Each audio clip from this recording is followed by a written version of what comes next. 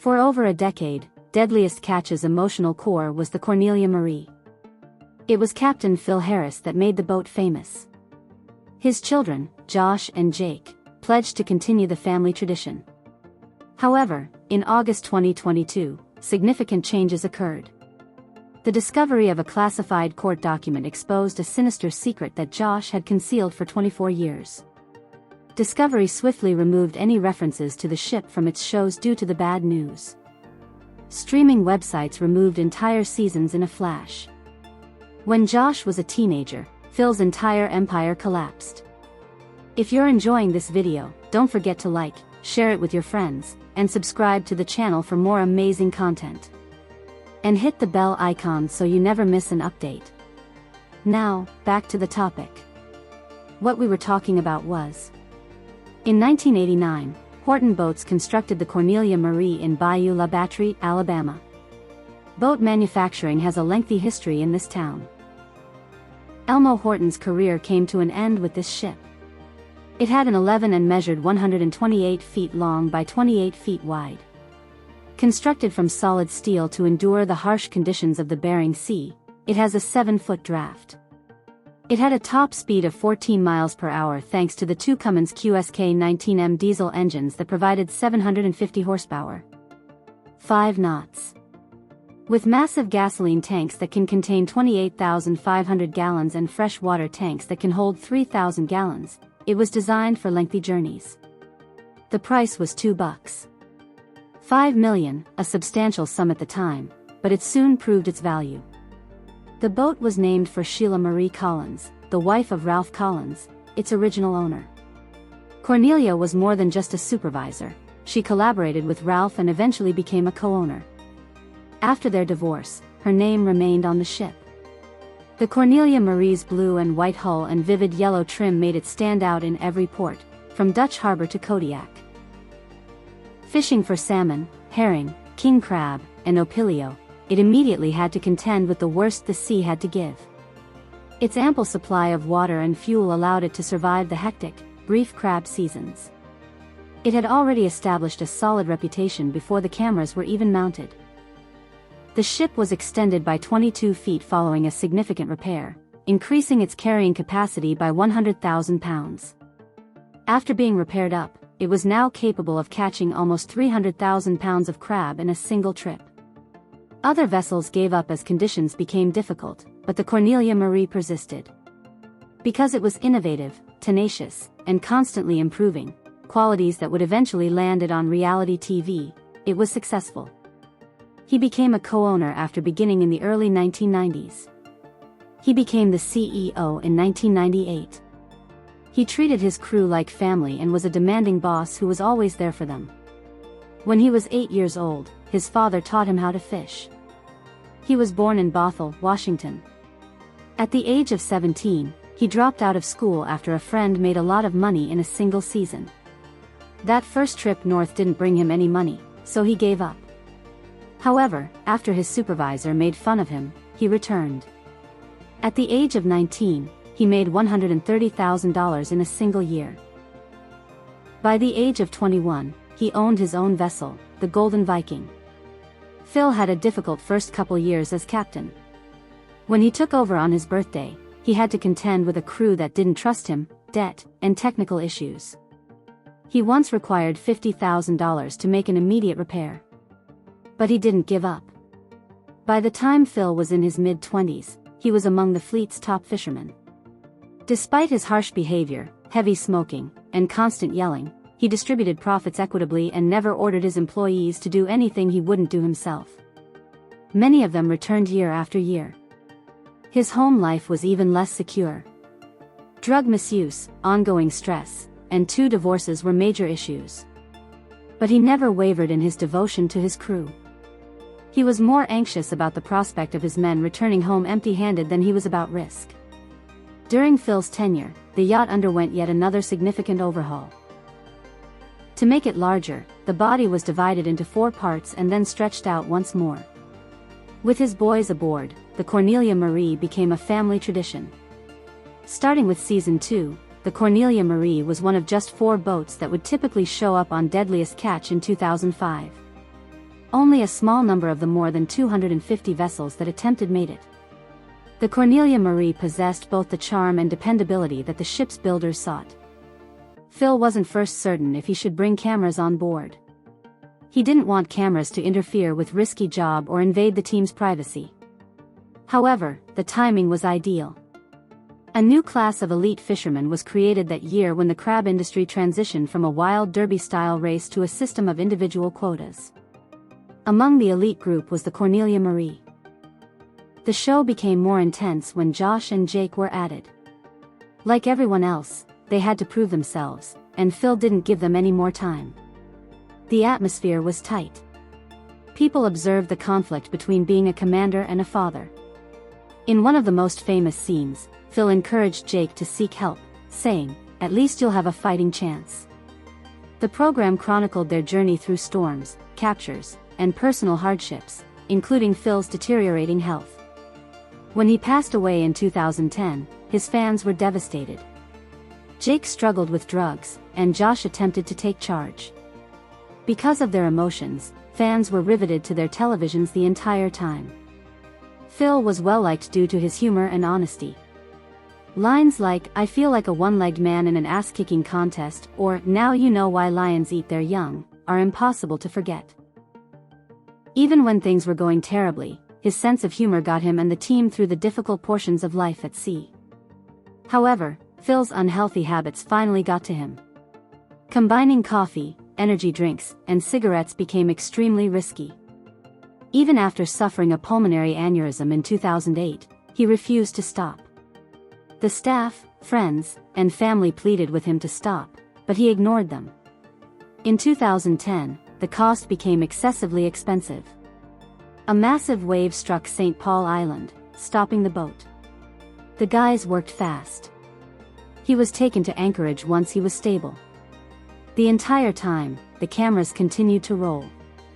At first, Phil was showing signs of improvement, such as squeezing hands and cracking jokes, but everything changed when he had a major brain bleed.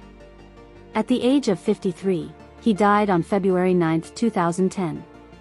Half of his ashes were scattered at sea, while the other half were placed in a Harley-Davidson's gas tank with his mother's ashes.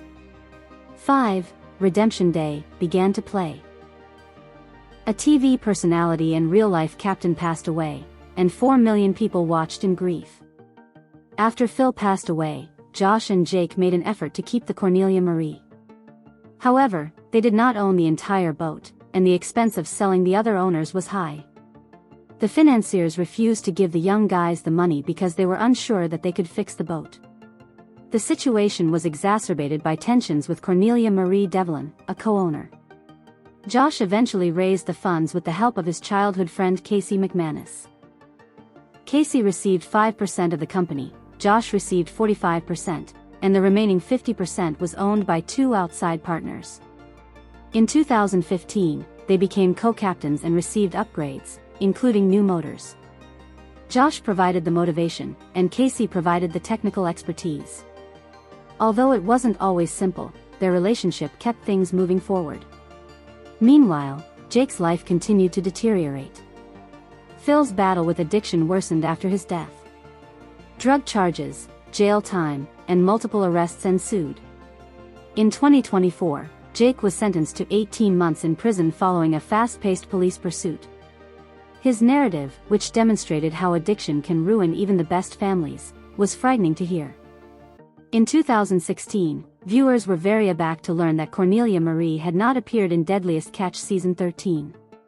Rumors spread like wildfire on the internet. In a video that he posted, Josh said that the network had decided to concentrate on other ships. Although fans weren't pleased, the decision about the show's timetable had nothing to do with them. Many declared that they would wait for the boat to return before making any purchases. The Cornelia Marie was more than just a story, but the creators were searching for fresh tales. It served as a symbol. The group's identity was revealed during the performance. Finally, to much fanfare, the boat returned in Season 14. Fans wanted to see if the following generation could continue the tradition in addition to remembering the good old days. Josh's second television program, Deadliest Catch, Bloodline, debuted in 2020. It embarked on a new journey based on fishing plans discovered in Phil's stateroom. Josh and his team were dispatched to Hawaii by the maps in order to search for big game fish and hidden facets of Phil's past. Jeff Silva, a local, was one of the team's fishermen. However, as Josh's professional life improved, his personal issues worsened. Casey gradually assumed the role of leader. He kept everything moving and operated the ship in silence. Ultimately, Casey quit the boat to work in the maritime industry. At a large tugboat company, he rose to the position of vice president. At the same moment, Josh's past suddenly became apparent. Unsettling court documents that revealed Josh, then 15 years old, had sexually molested a 4-year-old kid in 1998 were made public in August 2022. Josh was charged in 1999 due to delays in DNA testing. He spent 9 months in jail and underwent treatment after entering a guilty plea to a lesser charge. When Discovery found out about this, they reacted immediately. They finished Bloodline, broke up, and removed all associated materials. It is no longer possible to view the Cornelia Marie.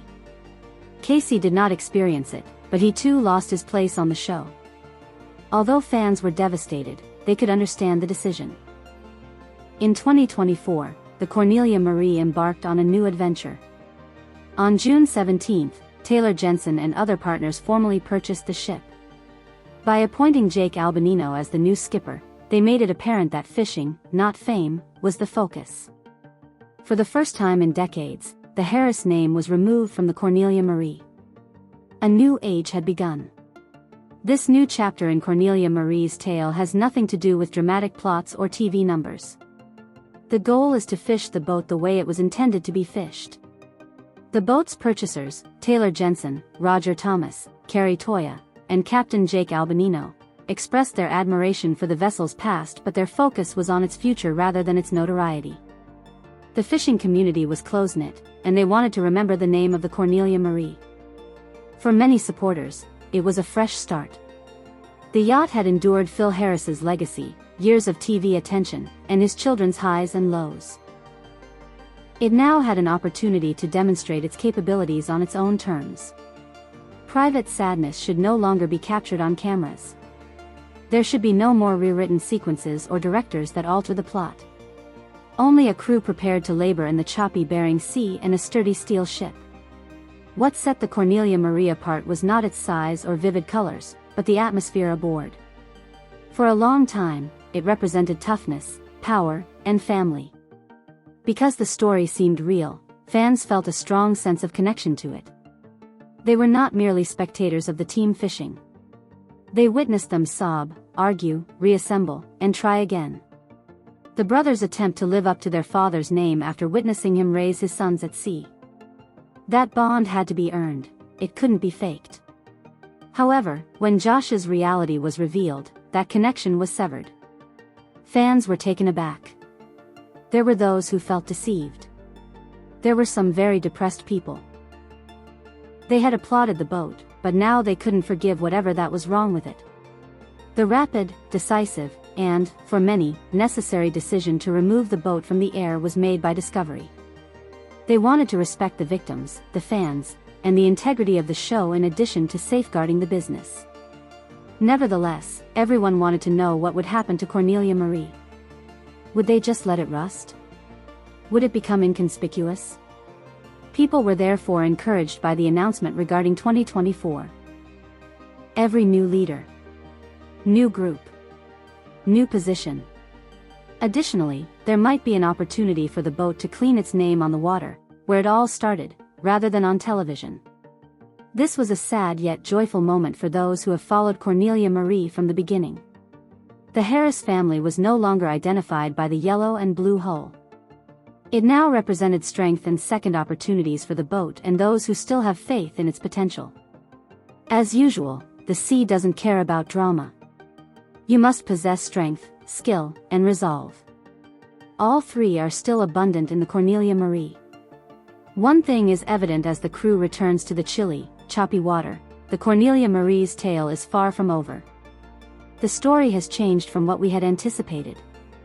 The Cornelia Marie's new crew isn't attempting to regain their former glory. Rather, they wished to demonstrate their ability to competently and proudly navigate one of the most well-known vessels in Alaskan waters. Captain Jake Albanino is taking the initiative to create his own position rather than fill someone else's. The new crew has decades of fishing experience and wants to return the Cornelia Marie to its rightful place in the fleet, not as a reality show star, but as a dedicated crab boat carrying out its intended function. The current owners of the company are familiar with the meaning of the word. They are aware of what comes to mind when someone sees that unusual paint job. Nor do they wish to forget that history. Rather than bringing up the issues from the past, they are attempting to begin a new story that acknowledges how challenging the boat is. They have made it plain that there won't be any manufactured drama or TV cameras. Only real teams, real work, and genuine fishing will be involved. This new direction will appeal to many longtime viewers of Deadliest Catch. We have an opportunity to keep the boat and the trouble apart. To transform Cornelia Marie into more than a narrative. While some fans still lament the loss of the original crew and the excitement of watching it on television, others believe the boat might have been intended to survive without the spotlight. That seems appropriate for them to say. Who is renowned is irrelevant to the sea. Free second opportunities are not provided. Every journey is earned by you. Every time you capture something, there are fights. Furthermore, despite the fact that the Cornelia Marie has endured decades of storms, both imagined and real, fame is not what defines it. To remain alive. It's the people who return, the hands that work its lines, and the steel in its body. The saga of the Cornelia Marie continues even if she is no longer on Deadliest Catch. It has only returned to its origins, which involve putting in long, chilly hours in hazardous conditions for unfake advantages. With strength on board, the Cornelia Marie heads into the future without a strategy. It has a defined objective and a new crew. Events like Phil Harris giving commands, Josh and Jake juggling the demands of family and expectations, record-breaking crab hauls, and devastating losses will always be remembered by those who have followed the narrative from the beginning. However, that history is now merely a minor aspect of a much larger narrative. Then, abandoning the lights and cameras, the Cornelia Marie returns to the ocean. Its return to its original purpose as a crab boat, designed to withstand waves, continue operating, and move forward, one haul at a time. The Cornelia Marie is carrying more than just gasoline and equipment when it departs port once more. It contains historical information. There is weight to it. In addition to steel, there are memories, some sad, some admirable. A story of men who gave their all, storms they survived, triumphs they achieved, and losses they endured is told by the dents in the hull and the welds in the frame.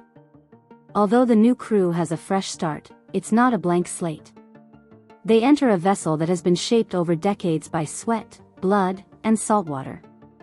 Although they don't have names like Harris or Collins, they have the same objectives as their predecessors: fish hard, keep safe, and get the boat home. Even if there isn't any more footage of the Cornelia Marie, people are still watching. Online, fans can continue to follow sightings. People post about the boat on social media as soon as they spot it at Dutch Harbor. People continue to discuss the past and exchange pictures. It is still regarded by some as a floating monument to the heyday of crab fishing, when the world was shown on reality TV the courageous individuals who ventured into the world's most hazardous waters. Despite having a fresh team and no network to support them, the Cornelia Marie continues to receive a lot of attention. Focused on how long it lasts, not on celebrity. Even after the news reports and shows come to an end, the boat continues to sail. It sounds poetic. Because some tales aren't supposed to conclude neatly. Certain ends are actually beginnings. Like the water, there are also stories that never end. Just as it always has, the Cornelia Marie returns to the wide sea, past the icy rocks, and into the freezing blue, scarred but ready for combat. A guide is no longer necessary. The sea will do the talking. Ultimately, the Cornelia Marie is more than just a boat. Not of achievement, but of perseverance in the face of difficulty. It has endured dreadful storms, significant losses, ownership changes, and a public controversy. Through it all, it has continued to go forward. Its narrative resonates with so many people because of this. This is not a narrative with happy endings or ideal heroes. Real people, their suffering, and their opportunity for salvation are the subject of this tale. It serves as a reminder that being strong is about getting back up after falling, not about never falling. It's not always pretty to be strong. Your fingers may ice, and it can become filthy, noisy, and bitterly cold. However, that type of toughness is what matters. The narrative kind. The Cornelia Marie may never again appear in the opening credits of a television program or be the protagonist of a primetime story, but it doesn't have to. Its legacy has nothing to do with cameras or statistics. You can hear the thud of pots hitting the rails, the chill of the deck spray, and the silence in the cabin as the skipper plots his next course. In the battle, not in the glory. The tale actually begins there. The Cornelia Marie embarks on a new era with a new crew and objective. Not as a reminder of the past, but as evidence that some tales and vessels are too resilient to fail. On the dismal sky and rough waves of the Bering Sea, it sets sail once more. It's not that bright. Not a tale. Just the ocean. And a boat that will live in the memories of generations.